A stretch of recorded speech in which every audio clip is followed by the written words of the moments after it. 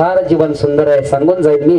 एखाद्या ठिकाणी जाऊन बसला तर चौघजण जवळ येऊन बसले पाहिजेत, रस्त्याने चालायला लागला तर चौघजण मनाने मागे चालले पाहिजेत, आणि मरताना असं मरा घड्या हो, ज्या दिवशी तुमचे प्रेत तुमच्या गावातनं निघाल ना, वैरी जरी त्याने जरी तुमचं कानावरती बातमी गेली ना, तुम्ही मेलात त्याच्या सुद्धा डोळ्यातनं पाणी आलं पाहिजे।